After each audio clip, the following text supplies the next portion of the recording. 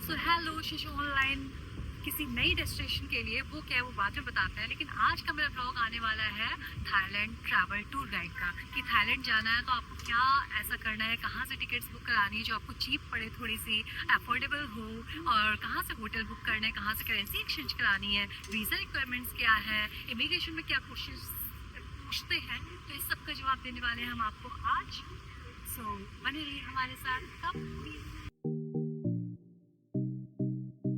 अगर आप भी थाईलैंड में अपनी ट्रिप प्लान कर रहे हैं तो सबसे पहली बात जो आती है वो ये कि बेस्ट टाइम टू विजिट कौन सा होना चाहिए थाईलैंड का।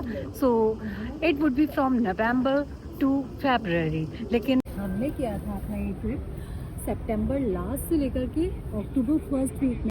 विच वॉज फैंटेस्टिक, मतलब शार भी थी, हल्की हल्की सी रेन थी जो कि मेरे को पसंद है, रश भी बहुत कम था, प्राइसेस भी एकदम बजट में थे। इनफैक्ट मेरा जो वेलकम हुआ था थाईलैंड में वो बारिश के ही साथ हुआ, तो सब कुछ मतलब बढ़िया था, फैबुलस था कि आप आराम से अपनी ट्रिप को एंजॉय कर सकते हो। इतनी अगर आपको क्राउड नहीं पसंद है तो बेस्ट मंथ मेरे लिए तो सितंबर अक्टूबर रहा। अब आपके ऊपर डिपेंड करता है कि आपको कब वहाँ घूमना है। फ्लाइट्स आपको हम सजेस्ट करेंगे बुक करिए स्काई स्कैनर से, बट बी माइंडफुल कि जब आप बुक करने जाएंगे अपनी फ़्लाइट्स को तो उसमें specially Thai airlines and air Asia जो कि होगी, आपको प्राइस तो कम दिखेगा टिकट्स का, लेकिन वो बैगेज को इंक्लूड नहीं रखते हैं, आपके चेक इन बैगेज को सिर्फ केबिन लगेज ही अलाउड होता है। सो आप बुक करते वक्त इस बात का ज़रूर ध्यान रखिए क्या बैगेज इंक्लूडेड है, और अगर नहीं है तो आपको अलग से इंक्लूड कराना पड़ेगा। सो ये बात ध्यान रखने वाली है। रही बची बात कि कितने रुपए में हो जाएगी फ़्लाइट बुकिंग, तो अगर आप इसे 2 मंथ्स एडवांस बुकिंग करते हैं तो आपको 15,000 में रिटर्न जर्नी भी हो जाएगी। हाँ, मतलब ऑनवर्ड रिटर्न दोनों आप 15,000 में कर सकते हैं। हाँ, अगर आपने तुरंत प्लान किया है मेरे जैसे तो आपको ये 20,000 हार्डली पड़ेगा। और वीज़ा के लिए तो परेशान होने की आप बिल्कुल भी ज़रूरत नहीं है आपको, क्योंकि थाईलैंड ने अब अनलिमिटेड पीरियड के लिए वीज़ा फ्री कर दिया है, स्पेशली फॉर इंडियंस, क्योंकि इंडियन से ही तो उनका हमें लगता है टूरिज़्म चल रहा है। अब रही बच्ची बात इमिग्रेशन की, तो immigration process is very simple if are going to Thailand. मतलब अगर हम दुबई गए थे तो वहाँ भी इतने क्वेश्चंस मेरे से कर दिए थे, लेकिन थाईलैंड वाली ट्रिप पे तो मेरे से कोई क्वेश्चन ही नहीं पूछा। हाँ, लेकिन आप प्रिपेयर्ड रहिएगा। वो क्या पूछ सकते हैं कि आपकी एक तो टू एंड फ्रो की टिकट्स आपको दिखानी पड़ सकती है, या फिर होटल बुकिंग अपनी दिखानी पड़ सकती। होटल होटल का तो आपको बताया ही नहीं। इसके अलावा आपको रिक्वायरमेंट जो वहाँ पे हो सकती है वो ये कि आपके पास थाई भात कैरी करना चाहिए एटलीस्ट 10,000। वैसे तो मेरे से इनमें से कुछ भी नहीं पूछा था, लकीली आपसे पूछा जा सकता है। So now the question is from where to exchange your currency. So currency exchange की अगर हम बात करें तो बेटर होगा कि आप अपनी कंट्री में, इंडिया में आप करेंसी एक्सचेंज करके जाएं, क्योंकि करेंसी एक्सचेंज अगर आप एयरपोर्ट पे करा रहे हैं it would be highly priced, और वैसे भी 1 थाई बात इक्वल्स टू 2.5 इंडियन रुपी, तो ये तो फर्क है ही। As compare to other countries Thailand को चीप कहा जाता है, but it is not as cheap as India. So अगर आपको करेंसी एक्सचेंज करानी है तो बेटर होगा इंडिया में कर लें। आई वुड सजेस्ट 10,000 से 20,000 करेंसी तो आपको रखनी ही चाहिए। इसके अलावा अगर आपको शॉपिंग भी करनी है लोकल मार्केट्स में तो उसके लिए भी आपको कैश ही लगेगा, तो कैश बहुत ज़्यादा थाईलैंड में यूज़ होगा। हम थॉमस के पास जाकर के एक्सचेंज करके थोड़ा ले लिए थे। इसके अलावा हमने फॉरेक्स कार्ड भी बनवाया, आप भी बनवा सकते हैं। नियो ग्लोबल कार्ड बनवाने से ज़ीरो फॉरेक्स चार्जेस, आप आराम से एंजॉय कर सकते हैं थाईलैंड।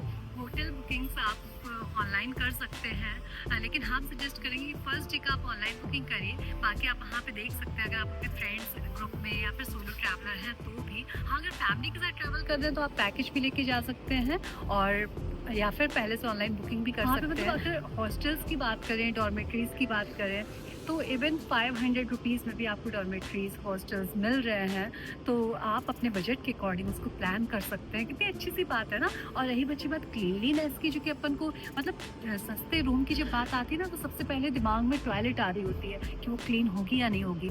तो डोंट वरी, पूरे थाईलैंड में इतनी ज़्यादा क्लीनलीनेस है जो मेरे को दुबई में भी नहीं नज़र आई। मतलब टॉयलेट जो पब्लिक टॉयलेट्स हैं वो भी इतने क्लीन थे, तो हम आपको रूम्स की तो बात ही क्या करें।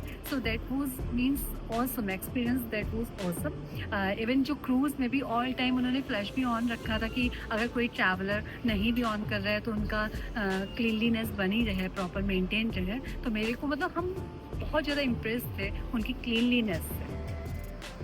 सो सिम कार्ड का तो आपको हमने बताना ही भूल गए। जैसे कश्मीर में हमारी सिम नहीं चल रही है, वैसे ही थाईलैंड में जाके भी नहीं चलने वाली है। कश्मीर तो फिर भी पार्ट ऑफ इंडिया, उसके बाद भी तो वहाँ जा कर के आप एयरपोर्ट जाते ही, लैंड करते ही सिम वहाँ से ले सकते हैं। और ट्रू मूव और AIS कई मतलब हैं कंपनीज जिनसे आप कैरी कर सकते हैं सिम, और काफ़ी मतलब सही प्राइसेस में। मतलब 100 बात तो इनिशियली आपको दे ही देंगे वो, और बाकी आप अपने स्टे के अकॉर्डिंग रिचार्ज करा लें। अब हमको टिकट्स हो गई, होटल्स हो गए, वीज़ा की रिक्वायरमेंट थी ही नहीं, और वहाँ पर हम पहुँच गए हैं। अब बात आती है ट्रांसपोर्टेशन की। तो ट्रांसपोर्टेशन के लिए तो थाईलैंड एयरपोर्ट पे पहुँचने के बाद चाहे आप फुकेट की फ़्लाइट लेते हैं या फिर आप बैंकॉक पहुंच जाते हैं, या बैंकॉक से आप पटाया भी जाना चाहते हैं तो वहाँ पे शटल बसेस भी हैं अफोर्डेबल ट्रिप के लिए। और अगर आप कैब से ही जाना चाहते हो तो ग्रैब ऐप के थ्रू अपनी कैब बुक कर सकते हैं, एयरपोर्ट जाके भी आप बुकिंग ले सकते हैं।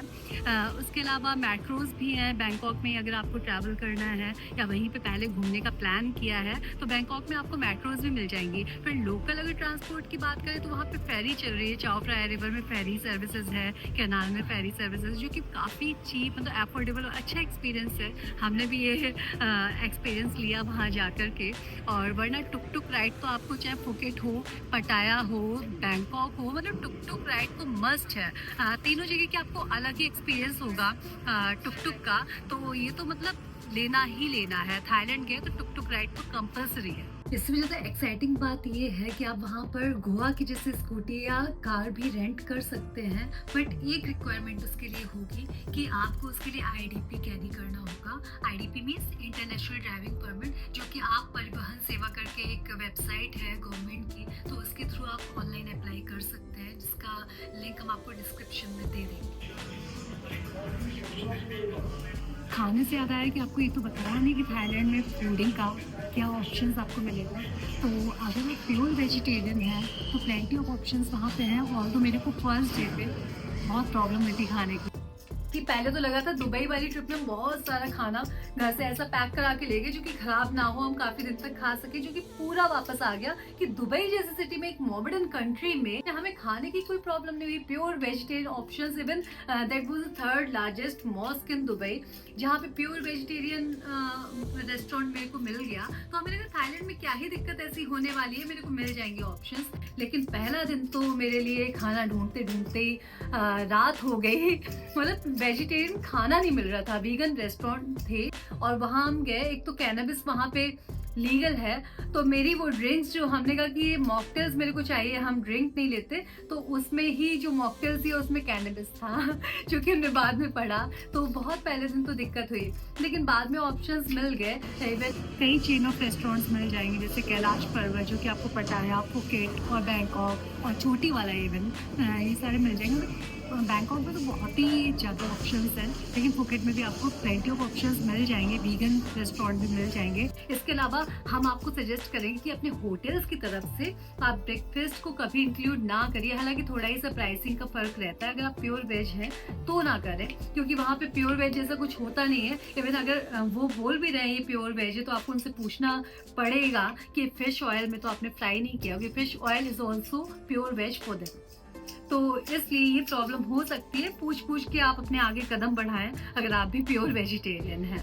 अब बात इसकी है कि क्या थाईलैंड वर्थ सीइंग है जाना।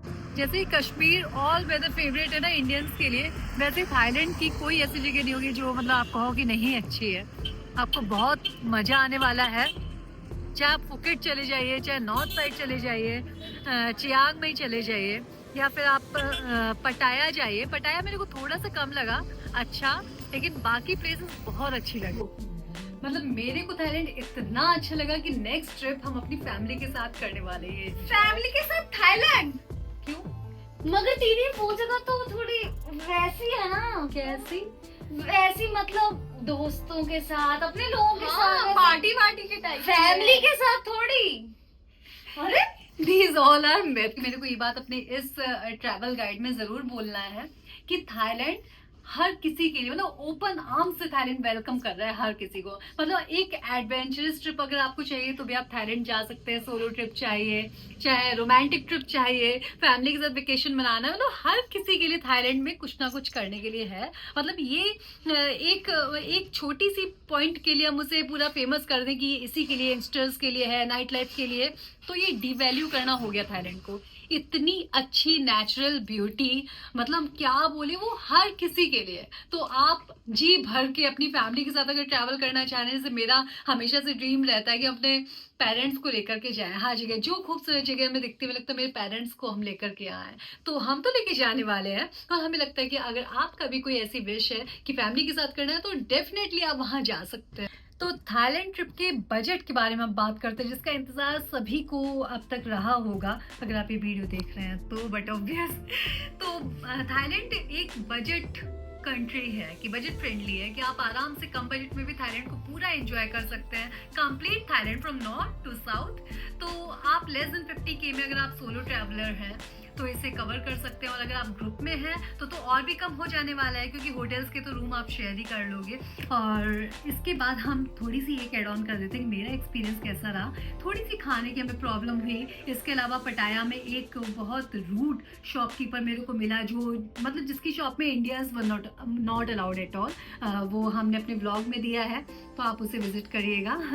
सो ये ओवरऑल मेरा एक्सपीरियंस था। इसके अलावा आप अगर थाईलैंड जा रहे हैं तो वर्थ सीइंग है। जेम्स पॉन्ड आइलैंड जाना इन फुकेट, इसके अलावा माया बे आइलैंड जाना, मतलब क्या बोले कि ब्रेड टेकिंग व्यू वहाँ पे आपको मिल सकता है। आप उसी के साथ अपने आप कयाकी को भी एक्सपीरियंस कर सकते हैं। इसके अलावा वॉकिंग स्ट्रीट तो सबके लिए, मतलब जाते ही इंडिया से ज़्यादातर वॉकिंग स्ट्रीट देखने हैं वहाँ पे लोग। पटाया तो मतलब इंडिया है, लिटिल इंडिया कह सकते हैं पटाया को। तो मेरे को पर्सनली फुकेट बहुत प्यारा लगा, पटाया कम प्यारा लगा। चांग माई हम इस बार नहीं गए, नेक्स्ट टाइम विजिट करेंगे। So that's all about this vlog. I hope you enjoyed, and please if you enjoyed so like, share, subscribe my channel.